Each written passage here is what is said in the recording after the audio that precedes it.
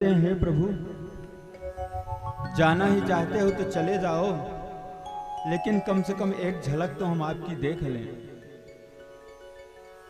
कितना विशद विरह है। और इस प्रकार से गोपी ग्वालों का प्रेम लेकर के भगवान मथुरा जाते हैं। वहां पर समस्त परिकरों सहित कंस का उद्धार करते हैं। महाराज उग्रसेन को राज सिंहासन पर आरूढ़ करते हैं। अवंतिकापुरी शिक्षा ग्रहण करने जाते हैं। तत्पश्चात जरासंध 27 बार आक्रमण करता है और भगवान द्वारिका नगरी बसा करके द्वारिका में रहते हैं। और वहीं पर रुक्मिणी जी के साथ पाणी ग्रहण करते हैं। ये आपने कल की कथा में सुना था। अब आगे कथा प्रसंग में प्रवेश करते हैं। शुकदेव जी कहते हैं, हे राजन, रुक्मिणी के अलावा कृष्ण के अन्य विवाह भी हुए थे। उनकी कथा भी संक्षिप्त में कहता हूं। आसीत् सत्राजितः सूर्यो भक्तस्य परमं सखा प्रेतस्तस्मै मणिं प्रादात् सूर्यस्तुष्टः शमन्तकम्। सत्राजित नामक एक व्यक्ति द्वारिका में ही रहता था और भगवान सूर्य का बहुत बड़ा उपासक था। उसके सेवा पूजा से प्रसन्न होकर के सूर्य भगवान ने उसको एक समंतक नामक मणि प्रदान कर दी। और एक दिन उस चमकती हुई मणि को पहन करके सत्राजित द्वारिकाधीश के सभा में आया और द्वारिकाधीश ने परिहास करते हुए कहा, सत्राजित, ये तुम्हारी मणि तो बहुत सुंदर लग रही है। सत्राजित कहने लगा, महाराज, सुंदर ही नहीं, इसमें गुण भी बहुत हैं। ये प्रतिदिन 8 भार सोना मुझे देती है। द्वारिकाधीश ने कहा, सत्राजित, तो उस सोने का तुम्हारा क्या काम है? इसलिए एक काम करो, इस मणि को राजकोष में जमा करवा दो और इससे जब प्रतिदिन सोना 8 भार निकलेगा ना, तो उससे प्रजा का पोषण करेंगे, प्रजा खुशहाल हो जाएगी। सत्राजित तो मणि को छुपा करके वहां से चल दिया। और एक दिन सत्राजित का छोटा भाई प्रसेनजित उसी मणि को धारण करके वन में शिकार के लिए गया और एक शेर ने उस पर हमला कर दिया। प्रसेनजित को मार डाला और वहीं पास से जामवंत जी जा रहे थे और जैसे ही शेर को देखे तो जामवंत जी शेर को मार दिए और मणि लेकर के आ गए अपनी गुफा में।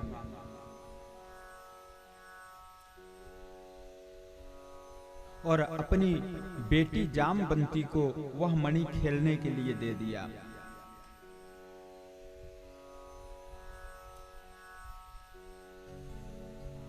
इधर सत्राजित ने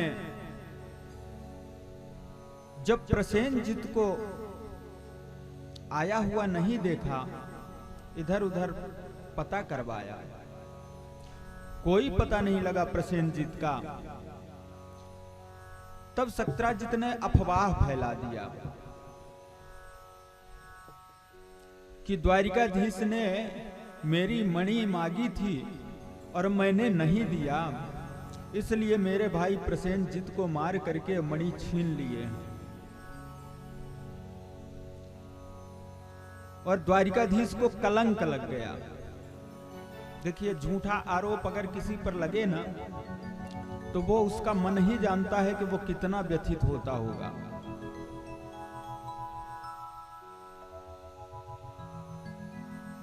इस प्रकार का अपवाद पूरी प्रजा में फैल गया और कन्हैया ने मन में विचार किया कि इस अपवाद को लेकर के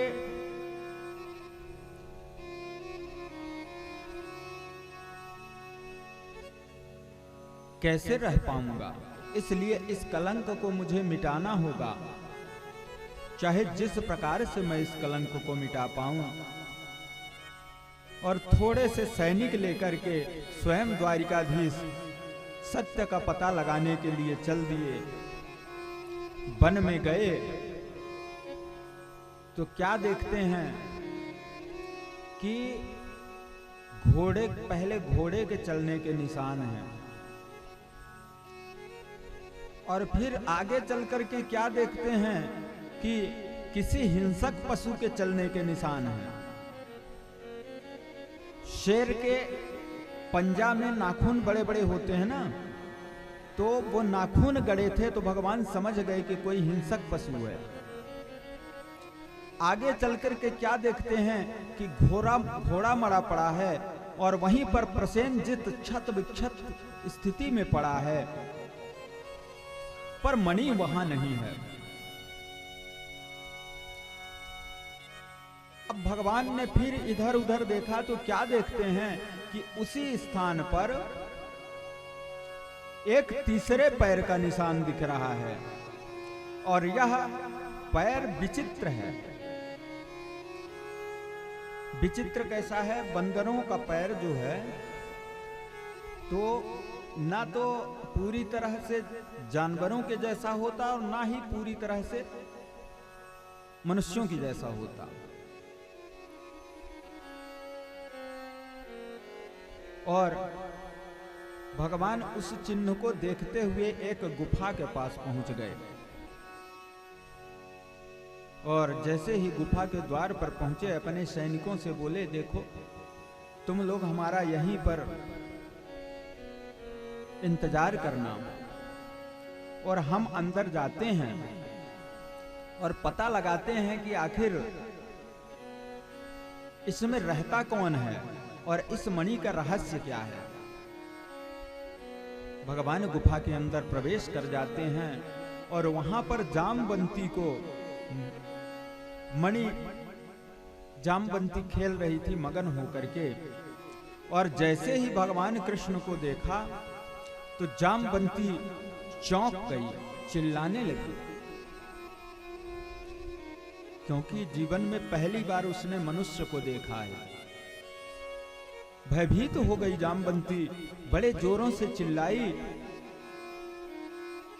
उधर से जामवंत जी आ गए, अरे बेटी क्या हुआ, क्या हुआ, कौन है?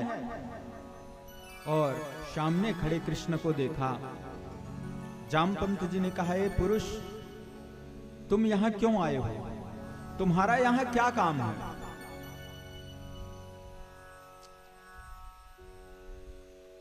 द्वारिकाधीश ने कहा, ऋक्षराज, हम यह मणि लेने आए हैं और यह मणि हमको चाहिए क्योंकि हमको कलंक लग गया है। जामवंत ने कहा, यह मणि तो मैं दान कर चुका हूं। किसको? अपनी कन्या को। और दान दी हुई चीज वापस लेकर के दूसरे को देना, ये मैंने नहीं सीखा है। द्वारिकाधीश ने कहा, जामवंत जी, चाहे इसके लिए मुझे युद्ध ही क्यों न करना पड़े, लेकिन मैं तो यहां से मणि लेकर के ही जाऊंगा। और जामवंत ने कहा, अगर तुम्हारे बाजुओं में इतना बल है और युद्ध की इच्छा रखते हो तो आ जाओ, मैं भी युद्ध करने के लिए तैयार हूं। और मल्ल युद्ध प्रारंभ हो गया। महाराज 17 दिन तक युद्ध चला। ना ही जामवंत कमजोर पड़ते हैं और ना ही द्वारिकाधीश। लगातार युद्ध चल रहा है और 18वें दिन भगवान कृष्ण ने जामवंत जी को एक हाथ से उठाया और चित्त पटक दिया और उनके छाती पर पैर रख दिए। और जैसे हृदय में पैर का स्पर्श हुआ ना, जामवंत जी के नेत्र खुल गए। प्रभु, मैं पहचान गया आपको, आप मेरे वही राम हैं। इस रूप में मुझे दर्शन देने आए हैं। प्रभु, मेरे अपराध को क्षमा कर दीजिए। मैंने आपके साथ युद्ध करने की धृष्टता की प्रभु। द्वारिकाधीश ने कहा, जामवंत जी, इसमें तुम्हारा कोई दोष नहीं है। ये मेरी ही इच्छा से हुआ है, क्योंकि मैंने तुम्हें वचन दिया था।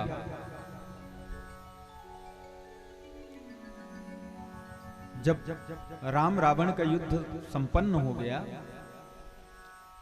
भगवान राम अयोध्या में आ गए। एक दिन कौतूहल बस राम जी पूछते हैं, जामवंत जी, ये बताइए, इतना विशाल युद्ध हुआ, उस युद्ध में आपको आपके योग्य योद्धा मिला कि नहीं? तो बोले, महाराज, उस पूरी राक्षसी सेना में सिवाय रावण और कुंभकर्ण के मेरे योग्य कोई योद्धा नहीं था।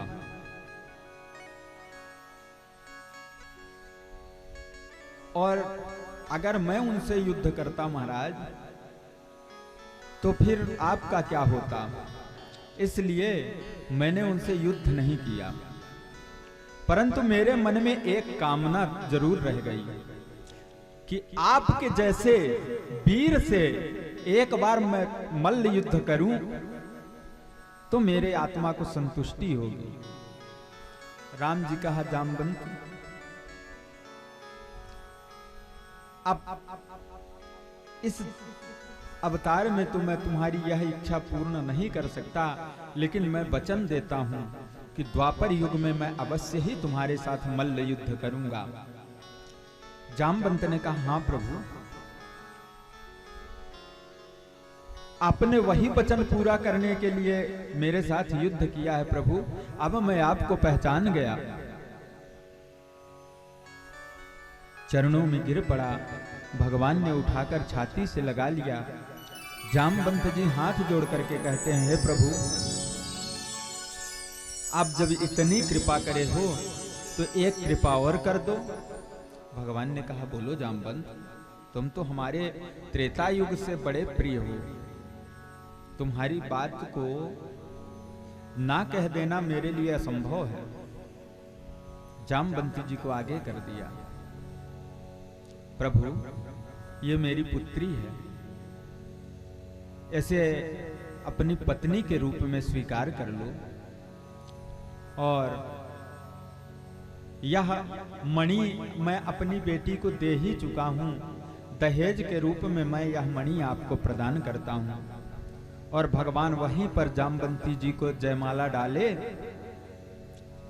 और साथ में लेकर के आ गए। और द्वारिका में आकर सत्राजित को राजसभा में बुलाया और बोला, सत्राजित जी, ये रही तुम्हारी मणि, लेकिन किसी पर कलंक लगाने से पहले 10 बार सोच लिया करो। तुम्हारे इस कलंक के कारण हो सकता है किसी निरपराध को आत्महत्या करनी पड़े। सत्राजित अपने किए हुए पर बड़े शर्मिंदा हुए और भगवान के चरणों में प्रार्थना किया, प्रभु मुझे क्षमा कर दीजिए। भगवान ने कहा, जाओ सत्याजित, मैंने तुम्हें क्षमा कर दिया। बोला, ऐसे नहीं प्रभु, मैं ऐसे नहीं मान सकता हूं कि आपने मुझे क्षमा कर दिया। मेरी एक पुत्री है सत्यभामा, अगर आप उसे पत्नी के रूप में स्वीकार कर लेंगे तो मैं अवश्य ही मान जाऊंगा कि आपने मुझे क्षमा कर दिया। और भगवान द्वारिकाधीश ने सत्यभामा को भी पत्नी के रूप में स्वीकार कर लिया और बड़े प्रेम पूर्वक सत्यभामा और जामवंती के साथ एक साथ पानी ग्रहण किया।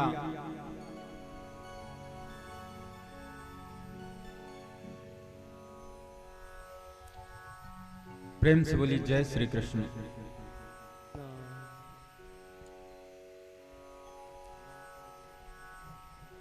और इधर जब सत्याजित मणि देने लगे ना, तो भगवान ने कहा, सत्याजित, यह मणि यद्यपि मेरी है, लेकिन मैं तुम्हें प्रदान कर रहा हूं, तुम इसकी पूजा किए करना, और जब 8 बार सोना होगा ना तो रोज हमारे राजकोष में जमा करवाते जाना।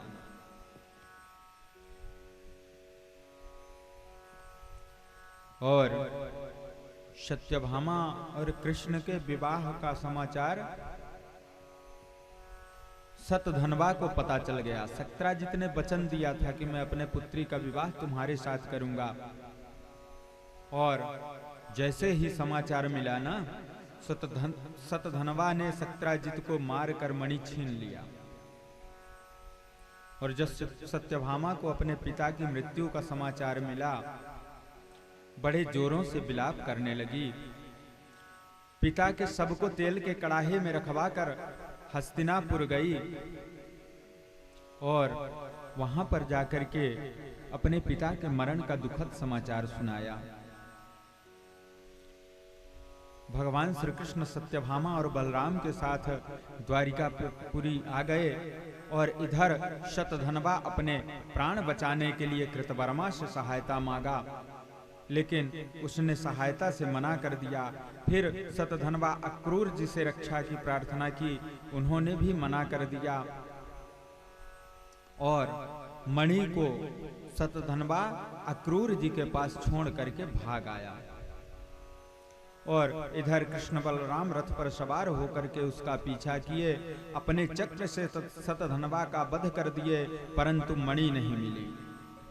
और कृतवर्मा और अक्रूर जी भी डर करके द्वारिका छोड़कर भाग गए।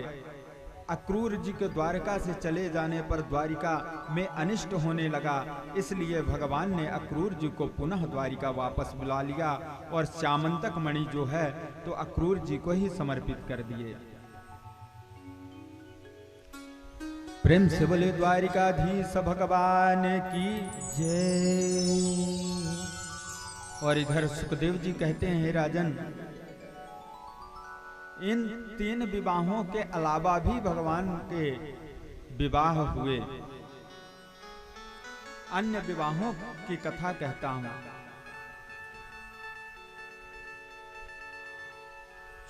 सुखदेव जी कहते हैं, हे राजन, एक बार द्वारिकाधीश अपने पांडव बंधुओं से मिलने के लिए इंद्रप्रस्थ आए। वहां पर उनके साथ में अन्य यदुवंशी भी आए थे। भगवान का स्वागत सत्कार हुआ। द्रौपदी ने कृष्ण को प्रणाम किया। कुंती ने अपने पुत्र के समान जानकर और कन्हैया को अपने गले से लगा लिया। अपने सारे दुख सुख भगवान कृष्ण से कहने लगी। कुछ ही देर के पश्चात उनके मित्र अर्जुन आ गए। अर्जुन ने कहा, मित्र चलो हम लोग भ्रमण करके आते हैं। और भ्रमण करते करते दोनों यमुना के पुलिन तट पर पहुंच गए।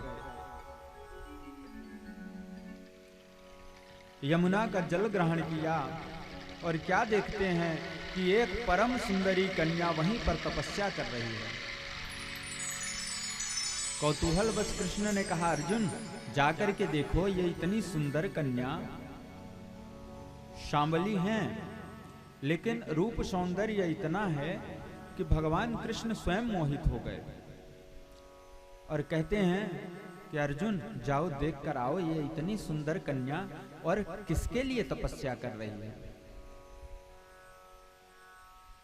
अर्जुन ने जाकर पूछा, हे देवी तुम कौन हो, कहां से आई हो और यह किस लिए तपस्या कर रही हो। तब वह कन्या बोलती है, अहम देवस्य सवितु दुहिता पतिमिच्छते विष्णुं वरेण्यं वरदं तपः परममास्थिता। मैं भगवान सूर्य की पुत्री कालिंदी हूं। मैं विष्णु रूप श्री कृष्ण से विवाह करना चाहती हूं, इसलिए तपस्या कर रही हूं। अर्जुन ने जाकर श्री कृष्ण से बताया। द्वारिकाधीश ने उसी समय पर उस कालिंदी का हाथ पकड़ा और रथ पर बिठा करके इंद्रप्रस्थ ले जाकर के और धर्मराज युधिष्ठिर के पास आ गए। धर्मराज ने वहां पर कालिंदी के साथ भगवान कृष्ण का विवाह करवाया। बोली गए द्वारिकाधीश भगवान की जय। और भगवान श्री कृष्ण ने पांडवों के रहने के लिए विश्वकर्मा जी से कहकर अद्भुत नगर का निर्माण करवाया। अग्निदेव को खांडव बन दिलवाने हेतु अर्जुन के रथ के सारथी एवं स्वयं भगवान श्री कृष्ण बने। खांडव दाह के समय अर्जुन ने मय दानव को बचाया था, इसलिए उसने ऐसी सभा का निर्माण किया जिसमें जल में स्थल और स्थल में जल दिखता था। कुछ दिनों के बाद भगवान द्वारिकाधीश द्वारिका में आ गए और द्वारिका आकर बड़े आनंद पूर्वक रहने लगे।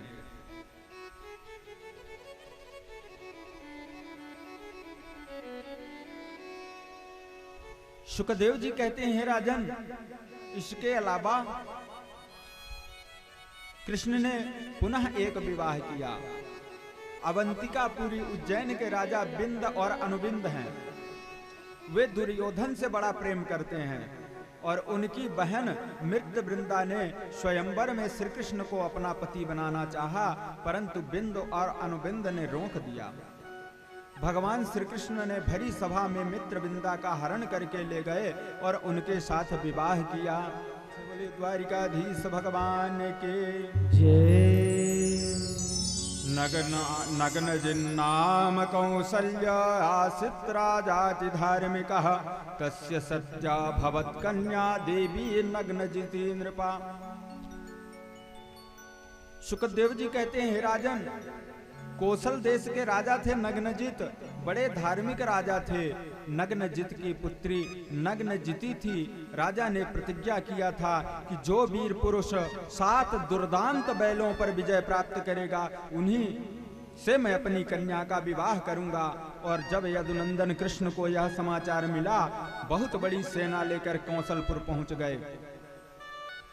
कौशल नरेश ने उनका स्वागत किया। नग्नजिति जिनका नाम सत्या है, सत्या ने देखा श्याम सुंदर भगवान पधारे हैं। शिव जी से प्रार्थना करती है, हे प्रभु मैंने व्रत पूर्वक श्री कृष्ण को पति रूप में चाहा है, तो आप ऐसी कृपा करें कि द्वारिकाधीश श्री कृष्ण मुझे दासी के रूप में स्वीकार करें।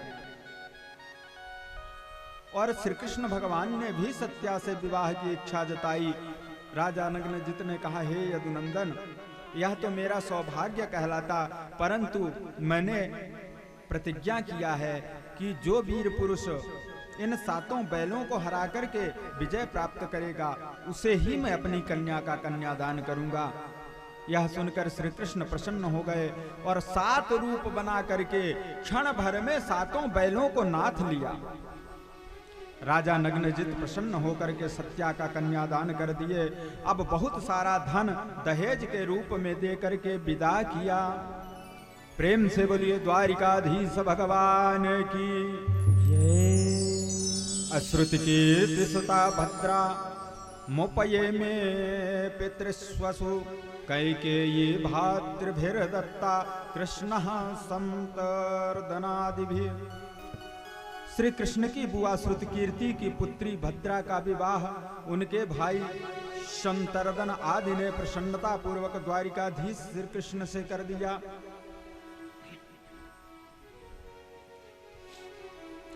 और मध्य प्रदेश की राजा की कन्या लक्ष्मणा सर्वगुण संपन्न थी। भगवान श्री कृष्ण ने स्वयंवर से उनका हरण कर लिया और उनके साथ विवाह किया। इस तरह भगवान श्री कृष्ण की 8 प्रमुख पटरानियां हुई।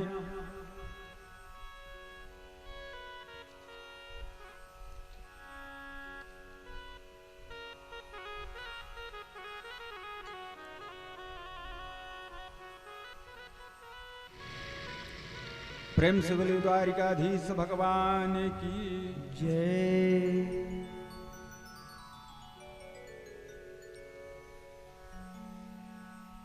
अब श्री सुखदेव जी कहते हैं, राजन, भगवान द्वारिकाधीश की यह 8 प्रमुख पटरानियां हुई और भगवान ने 16,100 कन्याओं के साथ और एक साथ में विवाह किया। परीक्षित कहने लगे, भगवान 1, 2, 10, 5 के साथ एक साथ विवाह करे तब तो मैं भी आश्चर्य नहीं कर सकता, लेकिन 16,100 कन्याओं के साथ एक विवाह भगवान ने किया एक साथ, यह कैसे हुआ? तब श्री सुखदेव जी कहते हैं, हे राजन, भूमि का पुत्र भौमासुर देवताओं से मणि पर्वत छीन लिया। इंद्र ने द्वारिका जाकर श्री कृष्ण को सारा वृत्तांत सुनाया और अपनी प्रिय पत्नी सत्यभामा के साथ गरुड़ पर सवार होकर भगवान श्री कृष्ण भौमासुर की नगरी में, प्राज्योतिषपुर नाम है उनकी नगरी का, चारों तरफ से घेर लिया। और क्या देखते हैं कि उस नगर की रक्षा के लिए चारों तरफ से सैनिक लगे हुए हैं और भगवान श्री कृष्ण ने अपने गदा के प्रहार से पहाड़ को तोड़ दिया और चक्र के द्वारा अग्नि, जल और वायु की 4 दीवारों को नष्ट कर दिया और बड़े जोरों से शंखनाद किया। और शंखनाद सुनकर के मुर नामक दैत्य आ गया। उसके 5 सिर थे।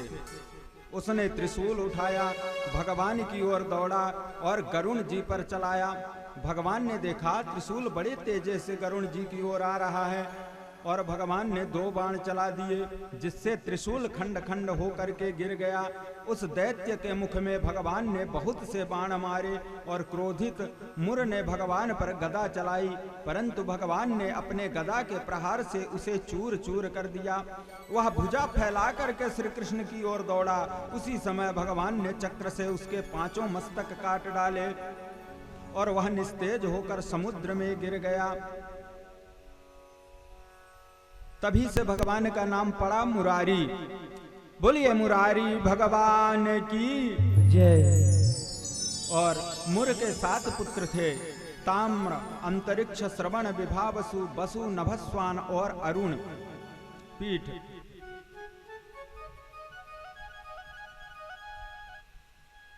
और वह बड़ी सेना बनाकर भगवान से युद्ध के लिए आए। भगवान श्री कृष्ण पर बाणों की वर्षा करने लगे। भगवान कृष्ण ने अपने शस्त्रों के प्रहार सबको प्राणहीन कर दिया। इधर भौमासुर क्रोध में भर करके मतवाले हाथियों की सेना महल से बाहर निकाल दिया और भगवान के ऊपर शतघ्नी नामक शक्ति चलाई। सैनिकों ने भी विभिन्न प्रकार के अस्त्र शस्त्र चलाए। भगवान के तीक्ष्ण बाण पहाड़ों से सभी अस्त्र शस्त्र कटकर गिर गए और सैनिकों की भुजाएं और गर्दन कटने लगी। और गरुण जी हाथियों को चोंच मार रहे थे। उसी समय पर भौमासुर ने अमोघ शक्ति बाण चला दिया और गरुण जी ने हाथी पर पुष्पमाला से प्रहार किया। भौमासुर ने त्रिशूल उठाकर भगवान श्री कृष्ण ने चक्र से भौमासुर का सिर काट डाला। देवगण भगवान की स्तुति करने लगे। पृथ्वी ने आकर भगवान से प्रार्थना की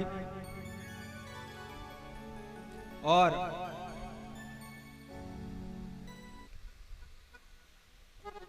पृथ्वी की प्रार्थना पर भगवान ने उस भौमासुर को अभयत्व प्रदान कर दिया और भौमासुर के महल में प्रवेश किया। भगवान ने देखा कि भौमासुर ने बलपूर्वक 16,100 कन्याओं का हरण करके अपने यहाँ रखा है और सभी को बंधन मुक्त करवाया। सभी देवियां भगवान की अद्भुत गाथा सुनकर मन ही मन उनका वरण कर चुकी थीं। भगवान श्री कृष्ण ने कहा, हे देवियों, अब आप लोग बंधन मुक्त हो, अब आप लोग अपने अपने घर जा सकती हो। राजकुमारियों ने कहा, द्वारिकाधीश, अब हम कौन से घर जाएंगे? कन्हैया ने कहा, अपने घर जाओगी और कौन से घर जाओगी? अपने पिता के घर जाओगी। कन्याओं ने कहा, हे द्वारिकाधीश, भौमासुर ने हम लोगों का अपहरण किया था और यह बात सबको पता हो गई है। क्या हमारे पिता इतने दिनों से भौमासुर के यहां रह गई अपनी कन्याओं को स्वीकार करेंगे? नहीं करेंगे। लोक लज्जा के भय से नहीं करेंगे। अगर धोखे से हमारे पिता हमको अपने घर आने की अनुमति दे भी दिए ना, तो लोक में परिहास होगा और इस भय से हमारे माता पिता हमको अपने घर जाने की अनुमति नहीं देंगे।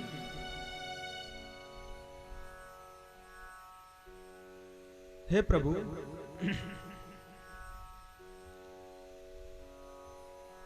आप तो पतित पावन हैं, पतितों को पावन कर देने वाले हैं।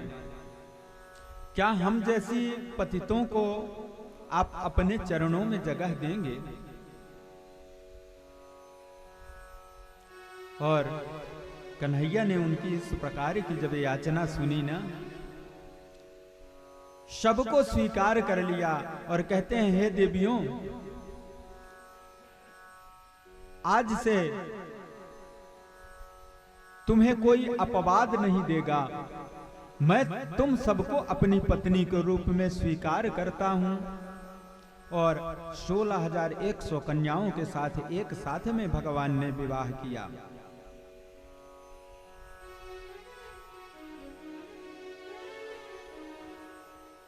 और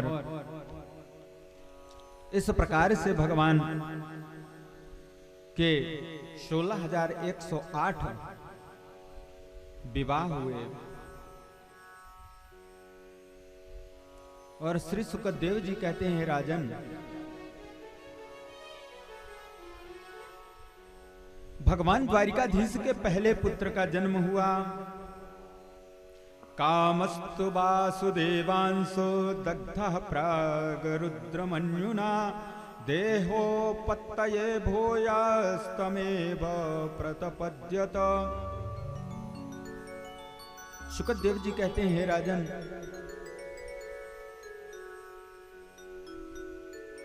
प्रद्युम्न भगवान वासुदेव के ज्येष्ठ पुत्र कहलाए। और यह कौन है? तो कहते हैं कि जिस कामदेव ने भगवान शिव को जगाने के लिए प्रयत्न किया था और भगवान शिव के तीसरे नेत्र से जो कामदेव भस्म हो गया था, कामदेव की पत्नी रोते हुए भगवान के चरणों में आई और भगवान शिव ने उन्हें आशीर्वाद दिया। देवी, अभी तो यह दग्ध हो चुका है, यह अनंग रूप से शव पर व्याप्त होगा। रति ने कहा, हे प्रभु, हम दोनों का मिलन कैसे होगा, कब होगा? क्योंकि मैं अपने पति के बिना नहीं रह सकती। तब भगवान शिव ने आशीर्वाद दिया था कि जब द्वापर में कृष्णावतार होगा भगवान का, तो उनके पुत्र में के रूप में तुम्हारा पति आएगा और वहीं पर तुम्हें प्राप्त होगा। और वही कामदेव आज प्रद्युम्न के रूप में जन्म लिए हैं और शंबरासुर को किसी ज्योतिषी ने बता दिया कि द्वारिकाधीश का पहला पुत्र तुम्हारा काल होगा। शंबरासुर जा करके हरण करके और ले गया, उनको समुद्र में डाल दिया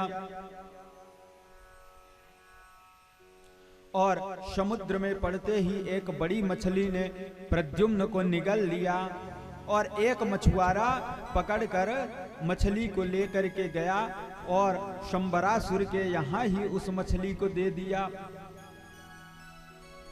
और जैसे ही रसोइयों ने खाने के लिए, भोजन बनाने के लिए मछली को काटा, तो देखा उसके अंदर एक सुकुमार पुत्र है, शिशु है। उस शिशु को देख करके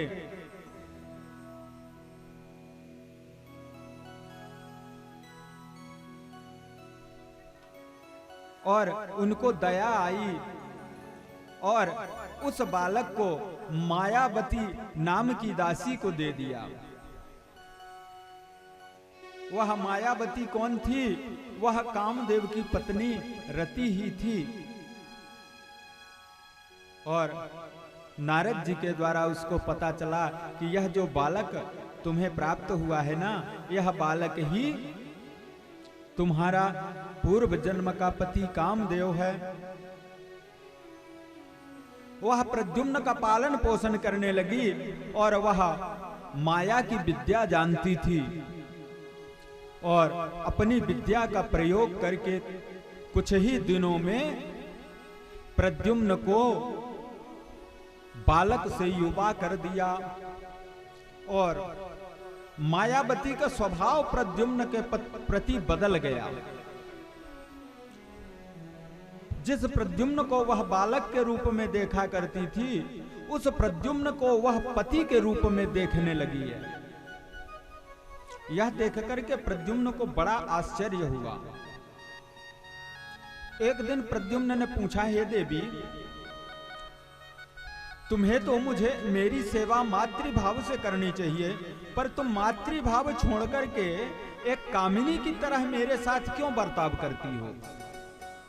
तब रति बोली, भवान नारायणः सुता शांबरेणाहृतो गृहात् अहम ते धिकृता पत्नी रति कामो भवान प्रभो।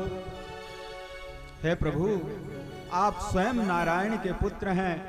आप पूर्व जन्म के मेरे पति कामदेव हैं और मैं आपकी पत्नी रति हूं। जब आप 10 दिन के थे तब शंबरासुर आपका हरण करके समुद्र में डाल दिया था। मछली के पेट से आप मुझे प्राप्त हुए और यह शंबरासुर बड़ा मायावी है।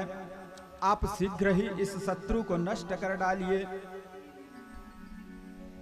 आपकी मां आपको याद कर करके विकल हो रही हैं और ऐसा कह करके रति ने प्रद्युम्न को महामाया नामक विद्या सिखाई और प्रद्युम्न ने शंबरासुर को ललकारा। शंबरासुर भी हाथ में गदा लेकर के और युद्ध के लिए आ गया और सिंहनाद करते हुए प्रद्युम्न पर चला दिया। प्रद्युम्न ने अपनी गदा प्रहार से उसकी गदा गिरा दी। मायावी शंबरासुर आकाश में जाकर प्रद्युम्न पर शस्त्रों की वर्षा करना प्रारंभ कर दिया और प्रद्युम्न ने अपनी महाविद्या से उनकी सारी माया को नष्ट कर दिया। और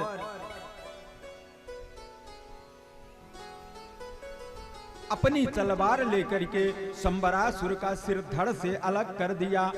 देवगण पुष्प वर्षा करते हुए प्रद्युम्न के स्तुति करने लगे और रति अपनी माया के प्रभाव से प्रद्युम्न को लेकर के द्वारिकापुरी आ गई। और रुक्मणी जी ने जब अपने पुत्र को इतने दिनों के बाद देखा तो उनका वात्सल्य छड़क पड़ा और दौड़ करके अपने पुत्र को हृदय से लगा लेती हैं। प्रद्युम्न जी ने मां के चरणों में प्रणाम किया। रुक्मणी जी कहती हैं, बेटा बहुत दिनों में तू 10 दिन का था तब कोई राक्षस तेरा हरण करके ले गया था।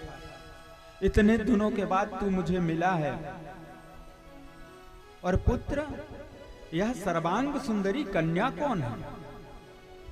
तब प्रद्युम्न ने कहा, मां ये तुम्हारी बहू है।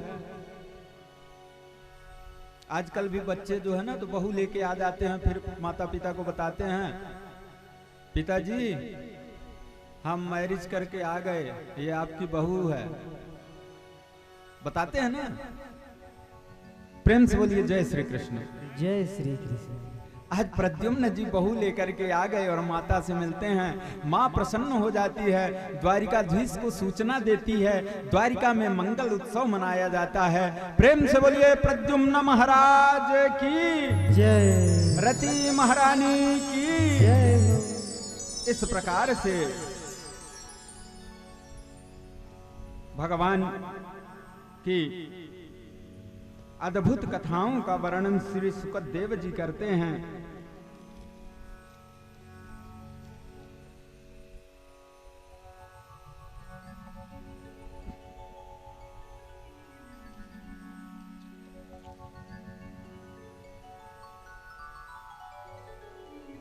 प्रेम से बोलिए जय श्री कृष्ण। जय श्री कृष्ण। अब भगवान का वैवाहिक जीवन बड़े सुंदर ढंग से चलने लगा, बड़ा आनंद। और भैया ये तो सबको मालूम होगा कि जिनके घर में एक देवियां हैं तो कितने आनंद से जीवन चलता है। भगवान श्री कृष्ण के कितनी थी? बोलिए, जोर से बोलिए। 16,108। तो 16,108 देवियां हैं। तो अब भगवान कृष्ण के आनंद का तो कोई वर्णन ही नहीं किया जा सकता। कहीं किसी देवी को कोई कमी लगी है, कहीं किसी देवी को कोई कमी लगी है। और देवियां लोग पति को बड़े प्रेम से डांटती हैं ना, है सही बात कि नहीं? और पतिदेव किसी को बता भी नहीं पाते कि डांट रही हैं।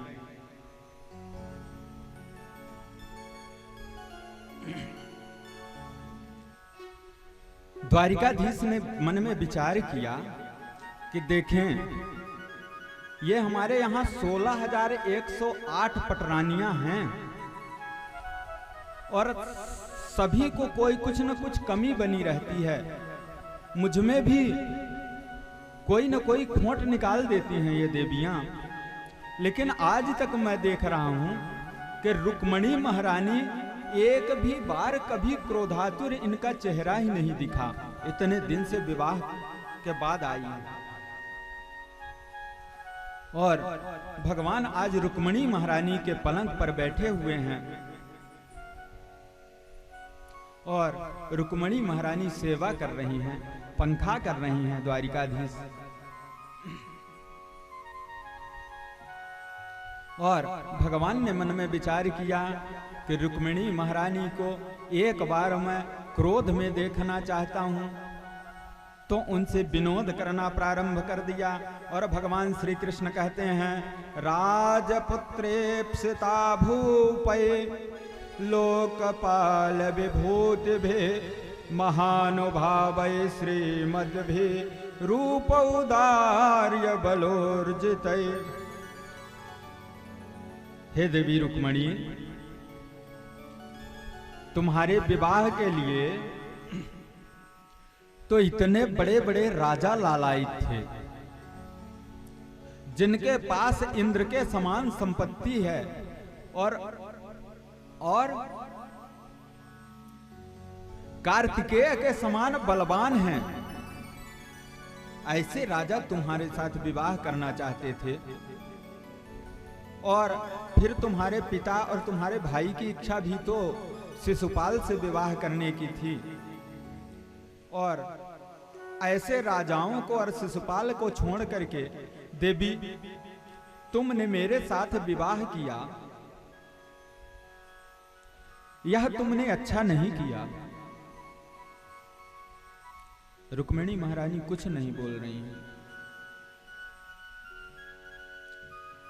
अरे कहां शिशुपाल इतना बलवान, इतना धनवान, और उसके पास बड़े बड़े बलशाली मित्र राजा हैं, और कहां मैं गांव गोकुल का ग्वाला, गाय चराने वाला।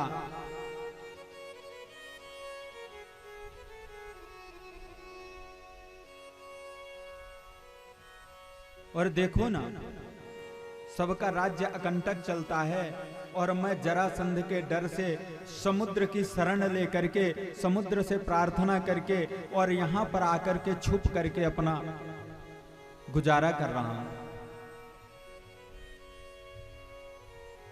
और जो भारत के प्रसिद्ध राजा हैं ना, जिनको बड़े राजा कहा जाता है, वह सब मेरे शत्रु हैं। और यहां द्वारिका आने पर भी ना राज सिंहासन मेरे हाथ में नहीं है। मुझे तो लोग द्वारिकाधीश कहते ही बस हैं। यहाँ के राजा तो महाराज उग्रसेन हैं, उनके हाथ की कठपुतली हूं मैं।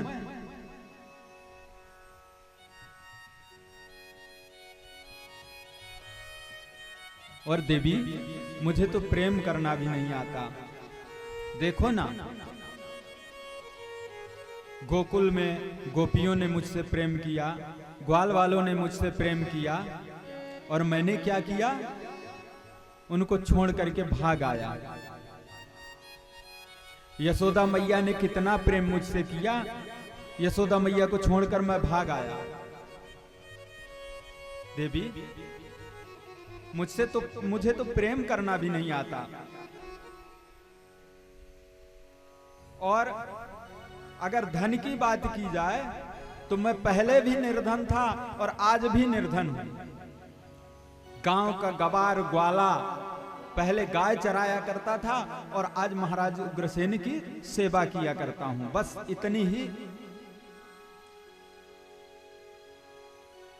इतना ही मेरा पुरुषार्थ है। और देवी तुम्हें तो अपने योग्य सुंदर किसी श्रेष्ठ क्षत्रिय को देख करके विवाह करना था। और सुनो देवी, अभी भी कोई समय नहीं गया है। अभी भी अगर तुम चाहो तो किसी योग्य पुरुष को देख करके विवाह कर सकती हो। मैं प्रसन्नता पूर्वक तुम्हें जाने दूंगा। और जैसे ही रुक्मिणी महारानी ने यह शब्द सुना, हाथ से पंखा गिर गया, मूर्छित होकर के धरती पर गिर पड़ी।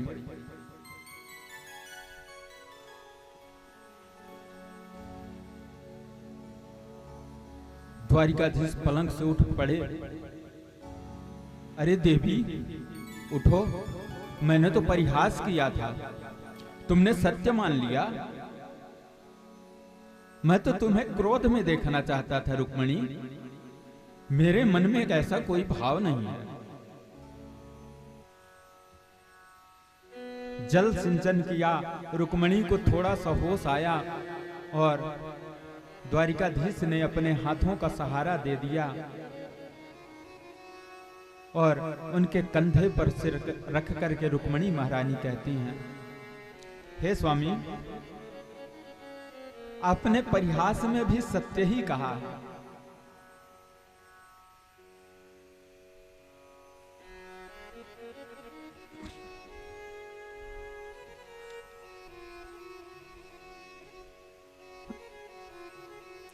सत्यं भयादिव गुणेभ्यः उरुक्रमान्तः सेते समुद्र उपलम्भन मात्र आत्मा नित्यं कदिन्द्रियगणये कृतविग्रहस्ताम् त्वस्तेव कये नृपपदं विधुत्रं तमोन्धम्।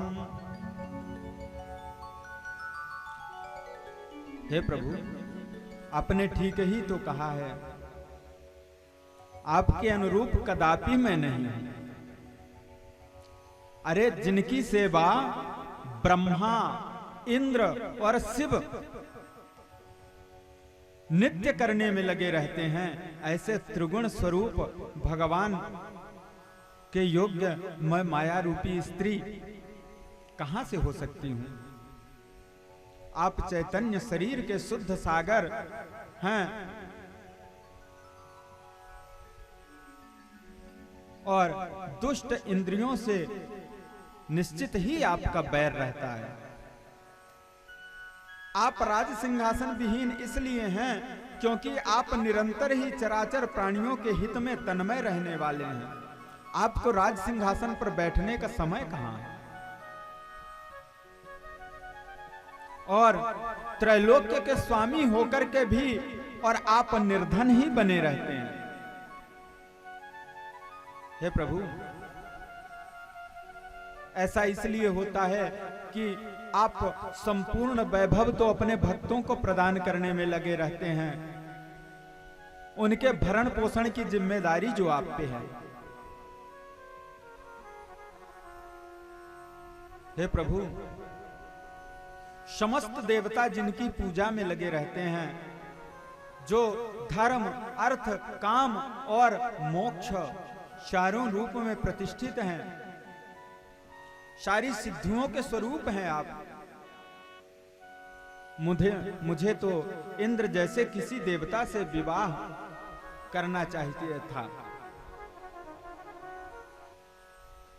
पर प्रभु मैं शिशुपाल से विवाह कैसे कर सकती हूं?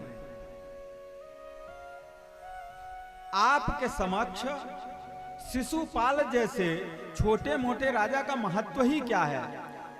शिशुपाल तो केवल अपने राज्य का पालन करता होगा, लेकिन आप तो त्रैलोक्य का पालन कर रहे हैं।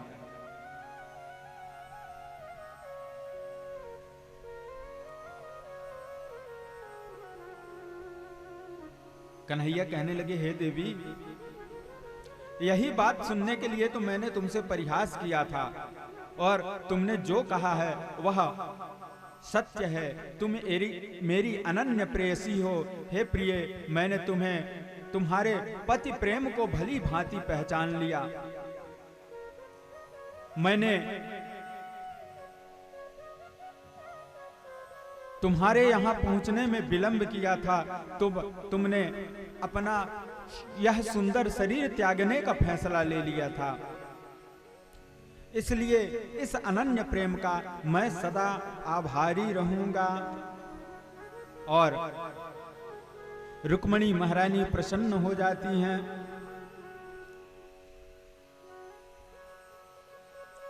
और बड़ा ही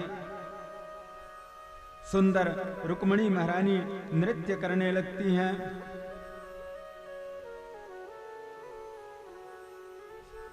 और क्या कहती हैं कि हे प्रभु, जादू भरी तेरी आंखें जिधर गई, जादू भरी तेरी आंखें जिधर गई, जादू भरी तेरी आंखें जिधर गई, जादू भरी तेरी आंखें जिधर गई, जादू भरी तेरी आंखें जिधर गई। नैनों की कटारी बारी बारी छुई छुई छतियन से उतर गई, नैनों की कटारी बारी बारी छुई छुई छतियन से उतर गई। जादू भरी जादू भरी जादू भरी तेरी आंखें जिधर गई, जादू भरी तेरी आंखें जिधर गई। श्री राधे।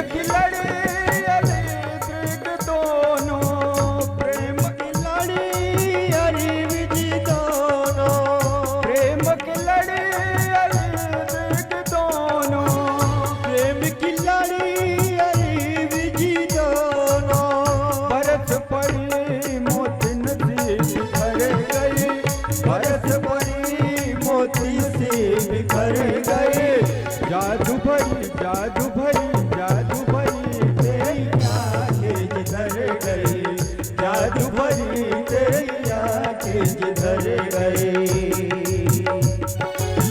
नैनों की कटारी बारी बारी छुए छुए खतियन से उतर गई, नैनों की कटारी बारी बारी छुए छुए खतियन से उतर गए, जादू भरे जादू भरे जादू भरे तेरी आंखें जिधर गई, जादू भरी तेरी आंखें जिधर गए।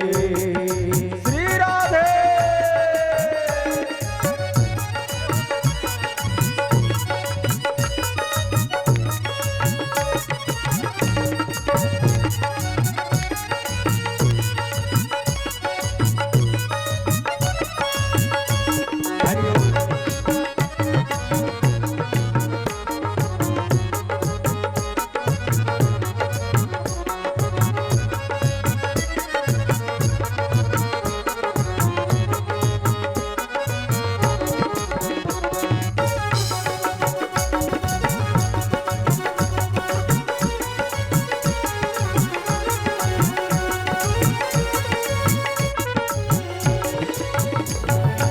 देखिए कई लोगों का नाचने का मन भी रहता है और संकोच बस उठ नहीं पाते हैं,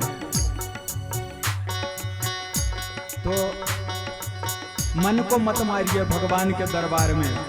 अगर संकोच करना है ना तो शादी विवाह में जो रोड पे नाचते हैं ना उसमें संकोच करिए, भगवान के दरबार में संकोच मत करिए।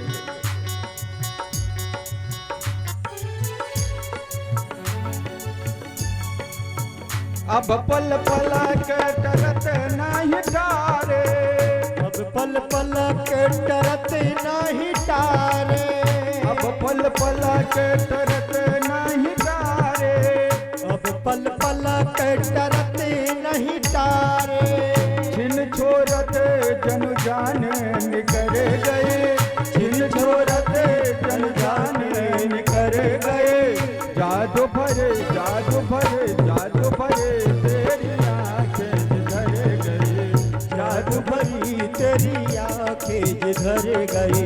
नैनों की कटारी बारी बारी छुई छुई, नैनों की कटारी बारी बारी छुई छुई खतियन से उतर गए, जादू भरे जादू भरे जादू भरे तेरी आंखें जिधर गई, जादू भरे तेरी आंखें जिधर गई। श्री राधे।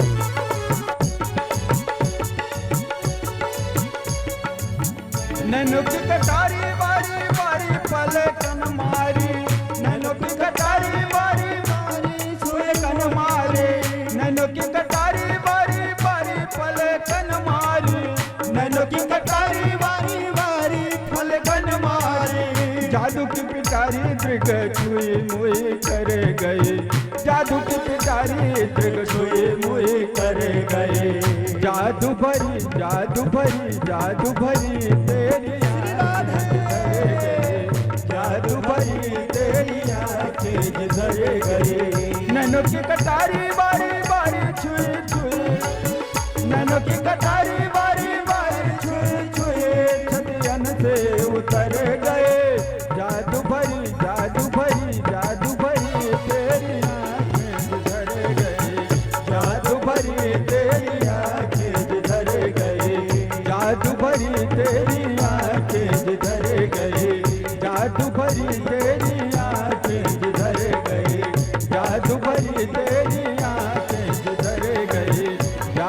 भरी तेरी आंखें जिधर गई। प्रेम से बोलिए द्वारिकाधीश भगवान की, जय रुक्मणी महारानी की जय।